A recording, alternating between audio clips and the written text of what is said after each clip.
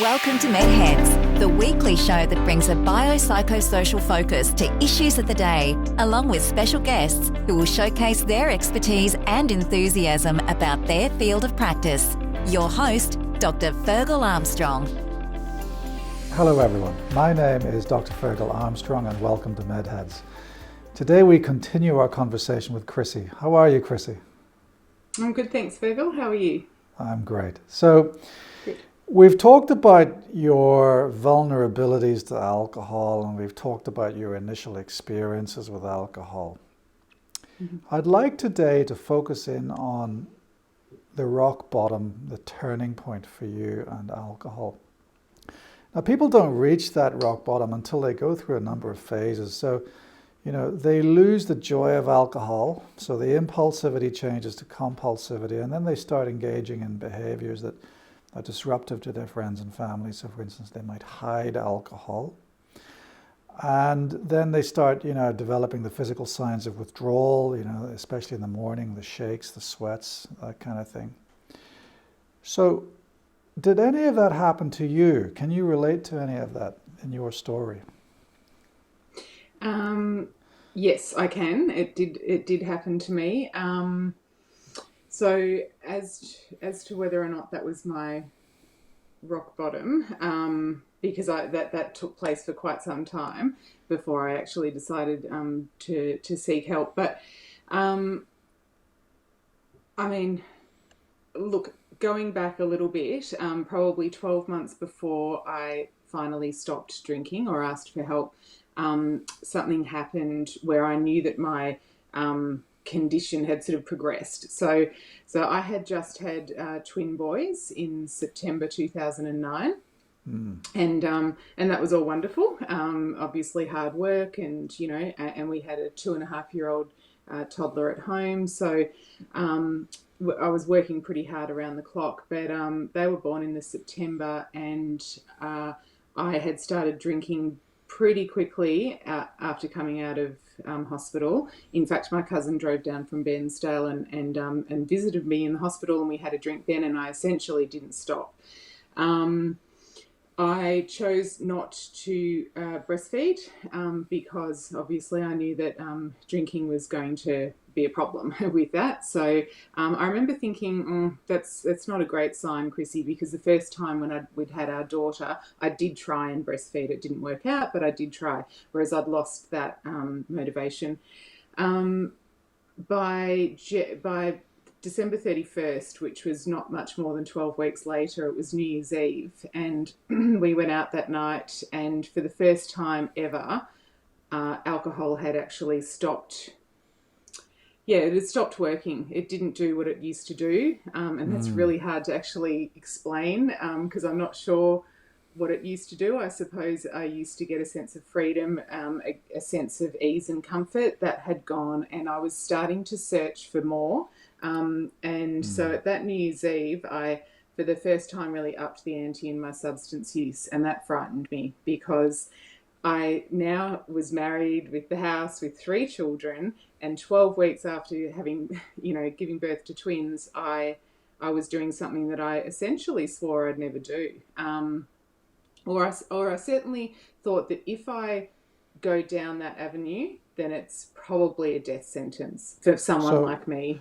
So what did you do then? What was so awful? I mean, you've said that alcohol didn't work for you.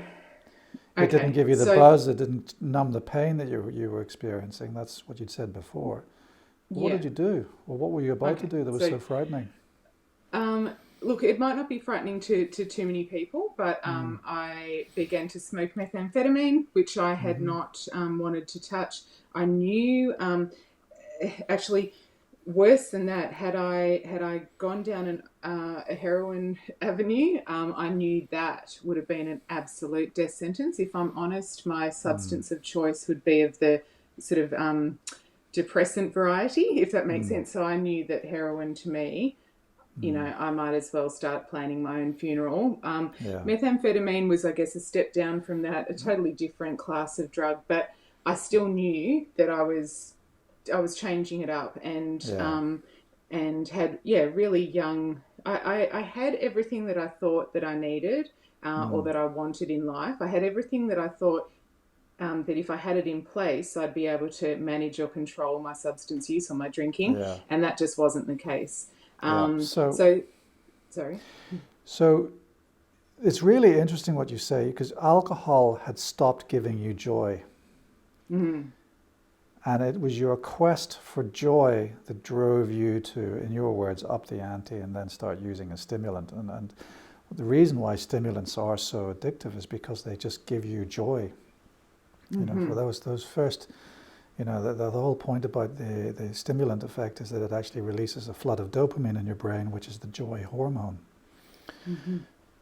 So for you, it wasn't necessarily the switch from impulsivity to compulsivity. It was just this utter lack of joy in a situation when you should have actually utterly been happy. You know, you were a new mother again.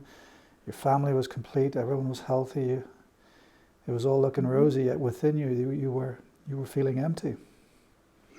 Yeah, I was actually, and you've hit the nail on the head. That's the first time I remember feeling extremely emotionless. You know, I think I used to look at my babies, and as much as, look, I had that innate instinct to obviously care for them, but I really was searching for that connection, and I was wondering, why am I not feeling this? Why do I not feel, like you said, like joy? Why do I not feel happiness just by going for a walk outside? And I really felt that I was lacking. Yeah.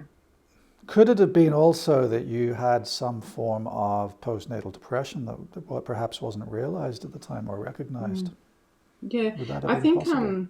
I think that is highly possible. I actually did seek treatment for that, or seek help through a GP who did put me onto an antidepressant, and that began, you know, to shift things somewhat. However, to be perfectly honest, my drinking didn't really change. So as much as I said I'd upped the ante, that was not something I continued. It actually gave me a fright. I sort of thought, what am I doing? This is not going to end well.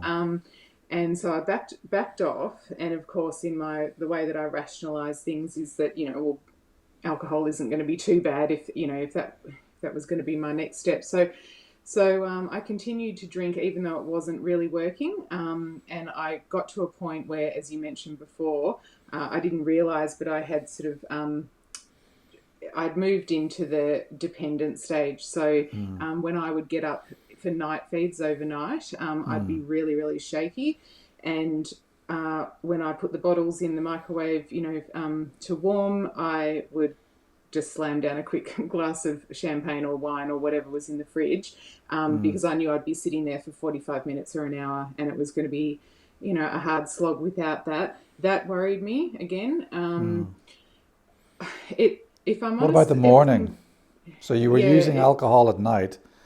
What were you like when you woke up in the morning? Were you able to did you need a heart starter, as it were? Yeah, absolutely. Yeah. I mean, I would have described, I can't remember if it was my mum who described me as a koala, like I just grazed all day, like I just topped up all day. So I didn't in the end get sort of blind drunk unless I went out, you know, for a massive night. But generally, just from day to day, I needed to maintain a certain level of, I guess, you know, intoxication. So I wasn't feeling the physical effects, and that scared me. I began to hide it from my husband. Would come home from work, and, you know, I would pretend I'd just cracked open a bottle, and I'd be on, it could have been bottle number 2 or 3, and I'm not quite sure. And I had sort of mother's group people coming around, and I'd always try to put on this facade that everything was okay, but it was always really obvious if I didn't have a drink, that's when people knew that I wasn't okay, and I really did tremble, and I really did become unwell. I couldn't function very well at all.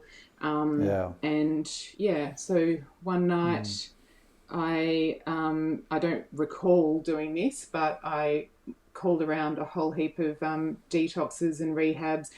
I probably would have Googled alcohol problem, and, you know, all sorts of things might have come up first, 12-step programs, whatever, or Alcoholics Anonymous, and I would have said, well, no, I'm not that bad. I'll search for, you know, something a bit further down the line. And yeah, so I made a whole lot of phone calls, and the next morning I had a phone call back from a service, and that was the service that I was to enter about 7 days later. They just happened to be the first service to call back, and it went from there. So that fateful night when you made that phone call, what was going through your mind at the time? The actual night, I couldn't tell you because, I don't have a good recollection, but I remember thinking, if I don't do something, as much as I've talked about wanting to die my whole life, clearly I haven't meant it, otherwise I would have done it. And I remember thinking, if I don't do something, I will die. I just knew instinctively that I was pretty sick. But did you want to die? Was there a part of you that felt suicidal? Yes, the part of me, I often would think, especially when I looked at my kids and my husband, I'd think, honestly, I'm just so useless, just such a burden to people. And I was constantly, just a concern, a thorn in people's side. And I hated that. I really hate being, annoying. Anyway, so I knew that I was that, but I sort of thought, so when I think about taking my own life, I honestly thought of it as being the right thing to do for, say, my children, who would have people, at least when they grow up, that have other people, decent people, to take care of them. So I could just step aside and, whereas, a part of me felt that if I didn't get better, that was almost a duty. The other part of me felt that I've never tried to stop drinking. The thought of being told that I can never drink again, that's probably what stopped me from seeking treatment sooner. I knew that if I got into treatment, that any medical professional, I felt that I knew that they would say, you can't drink again, or you shouldn't drink again. And that frightened you. Oh my gosh, terrifying. Yeah. Like terrifying. So what could someone have said to you at that time to ease your fear? Because that was a barrier for you to access treatment, wasn't it? So from a therapist's point of view, what can someone say to get them over the barrier? What would you say now to someone listening to this who's going through what you went through? I would say nothing has to be, I would say not to look at anything for the rest of time, because looking down the track, it's just too monumental, it's too overwhelming. I would say if you can keep it in today, and one just day for today, absolutely. Just for today. One day at a time, sweet Jesus. Exactly. And that's so true, because I can do something for 12 hours today that would absolutely, terrify me if I had to do it for the rest of time. But it's such a basic piece of advice, but it's so true, because I can break the day into increments, that are achievable, that are manageable. That's what I would say, absolutely. Right. Yeah. So when you were, just before you'd made that phone call, was there ever a time that you'd failed in your obligations as a mother or as a wife or as a friend as a result of the alcohol? Does anything... My goodness. Yeah. Is there anything you'd like to share with us?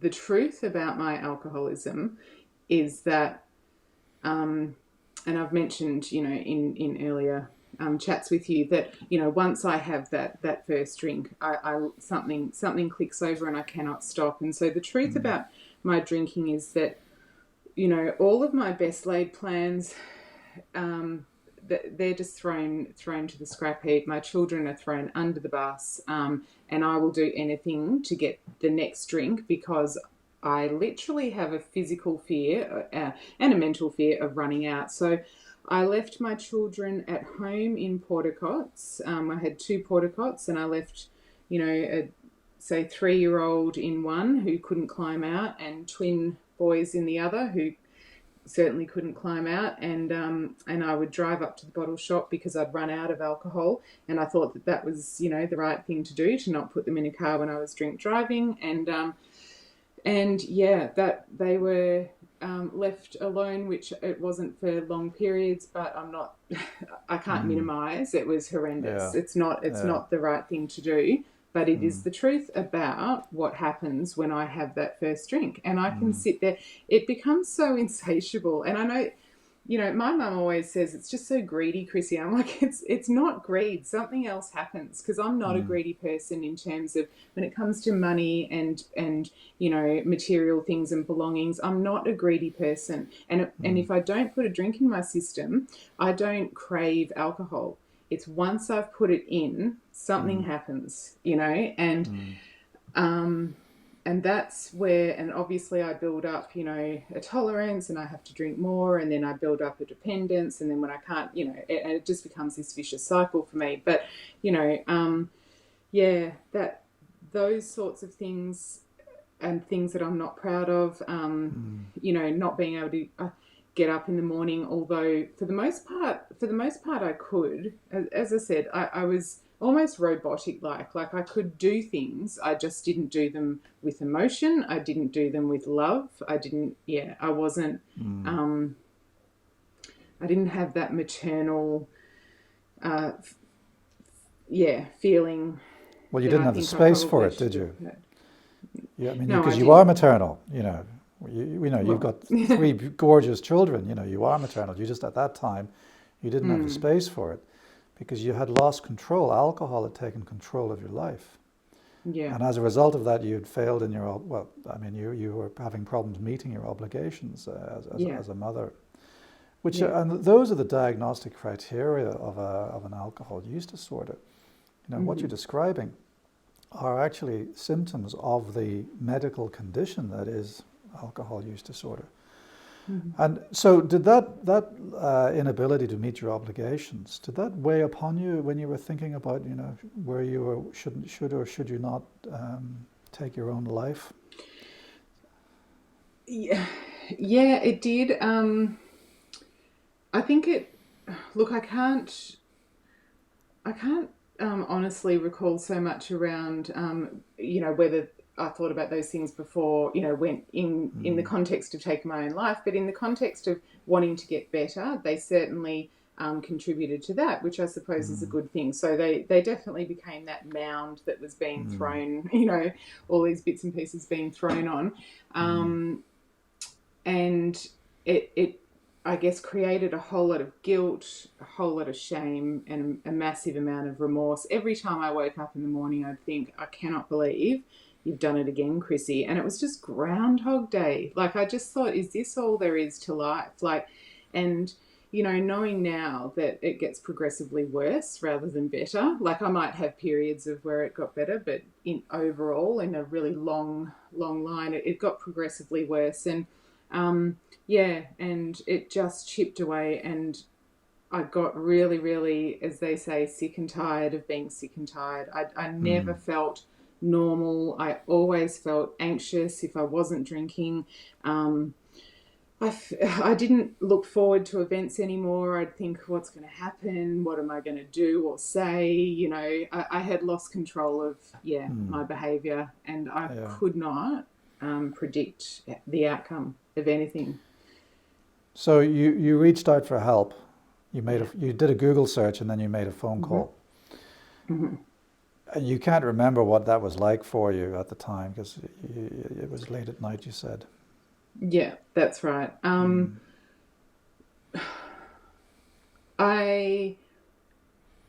tell you, and I'm the absolute turning point, my absolute rock bottom, and I don't know if it was the morning before I called rehabs or a couple of mornings before, but my absolute rock bottom was coming out one morning, had the shakes, felt horribly unwell, and it was 7:00 in the morning, and I thought, I looked in the fridge, and we'd had people over well, my husband had people over the night before, and there was nothing left in the fridge, and that was unlike me because I always kind of kept something aside, hidden somewhere, you know. Anyway, I had this panic that, oh my goodness, there's nothing left, and I looked outside and there was an old bottle of champagne with 3/4 full, and people had used it as an ashtray.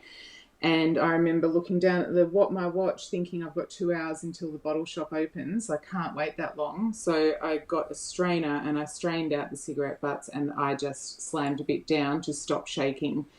And I knew then, in that moment, that I was in some serious, serious trouble. So it got to the stage where it's do or die. So, you know, I had always, as I said, spoken about wanting to die, not being of this world for very long, all the rest of it. But I knew that I had been backed into a corner where I was now given the option, like, I knew I'd die, or you do something about it.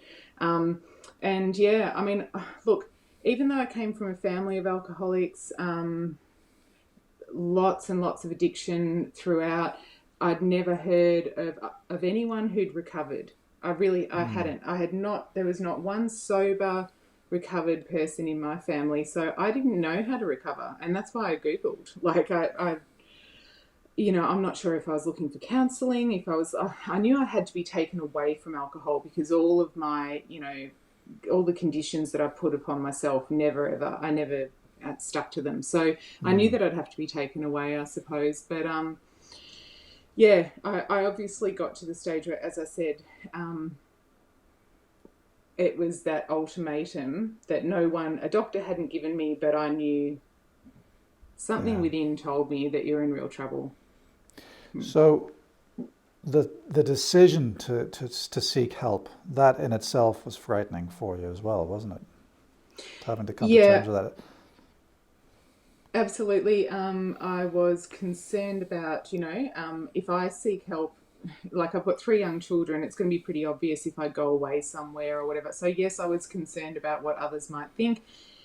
In the end, though, again, I was just so unwell that, you know, all of those concerns were going to mean nothing if I was 6 foot under. So that's where I had to get to personally to even entertain the idea of stopping drinking. So I know for me it's frightening, but I had to be really, really frightened that my only alternative was death. Otherwise, I probably would have continued drinking, to be perfectly honest. You know, but I'd had too many other symptoms as well that I didn't know exactly what they were, but I knew that they were alcohol related, you know, and they were starting to scare me. So physical symptoms where, you know, I was 33, nearly 34 years old. I knew that I was too young to start experiencing some of the symptoms that I was. And I thought, well, you're not going to... There was a time in my life where I hoped to live until 60, and that would have been quite okay, you know, for me. And then there was a time where I thought, well, gee, I hope I get to 50, you know. And when I was really hoping that I'd get to 40 or 35, then I knew that, something's got to change. So it was the enormity of the starkness of the choice that you saw before you that actually gave you the strength to reach out and make that phone call. Mm-hmm. How important was it for you, the reception that you received from that service or that callback? I mean, what did it feel like being called back? How did they treat you? How did they make you feel? The lady on the phone was really lovely. She certainly wasn't at all judgmental. I remember little things like she called me sweetheart, you know, something like it's something small, but she was just a kind, nice, loving person. And as I've mentioned before, you know, I probably had some mothering issues, and I honestly really responded to this person, to this lady. She then went on to tell me that a lot of the people, not all of the people, but a lot of the people in the particular service that she'd called from were in recovery themselves. That kind of baffled me. But yeah, it certainly sparked my interest. And she also said, how much are you drinking? And I said, probably about 2 bottles of sparkling a day. And I knew that that was at least half of what I was really drinking. And she said, you definitely need to be here. And I remember thinking, oh my gosh, if I need to be there on half, like, I better start packing my bags, you know. And I would have said I was a really honest person. I really would have said I was a very honest person. But when it came to the protection of my only outlet, I wasn't very honest. But, you know, as you now know, I mean, you work in an environment whereby you care for people with alcohol use disorder, and you know that I do as well. We all know that to basically double whatever people tell us. Yeah, exactly. So, you know, for those watching thinking, should they or should they not make the call, you know, and do they really have to tell? I would like to say to anyone watching, therapists know that you double what is told to you as a starter for 10 and then more, you know. So, you know, I don't personally believe that it's important to know exactly how much someone is drinking. I think what's more important is to assess the degree of dependency and the degree of impairment. You know, how challenging is alcohol? So what has alcohol done to destroy your life? That's more for me, you know, the difference between 2 bottles of wine and 4 bottles of wine as well. It's you know, it doesn't really change my management. What do you think? What do you think about that? Or am I looking at it from a more medical model? Is that something you'd agree with? No, I think that's.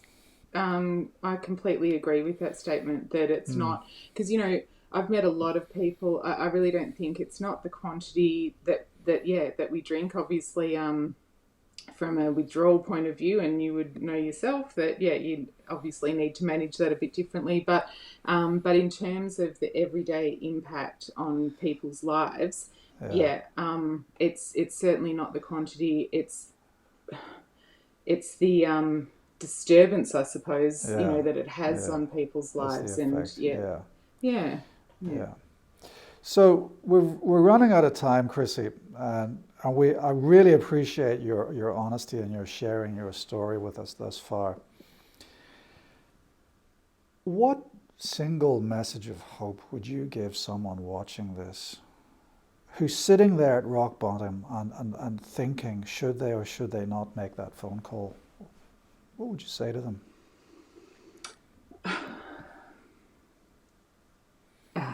That's a, you know what I would say? I would say, what do you really have to lose? In the end, you know, my misery is out there waiting. If I want to go back there tonight, it's waiting for me. It's not going anywhere. So what do you really have to lose? You know, I took a leap of faith. I didn't know that's what it was, but I did. It paid off, you know, and I mean, I've said it before, it's a life beyond my wildest dreams. Extremely ordinary, but that's all I wanted. I wanted ordinary, and I wanted feelings, you know. I wanted to love, and I wanted to smell the flowers and look at the sky. And I get those things today. You know, I really do. I get so much out of living.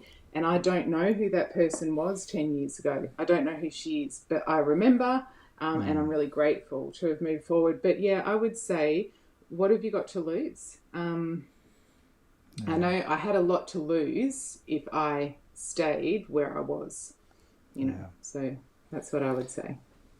Well, Chrissie, thank you very much, and I really look forward to speaking with you again soon. Thank you.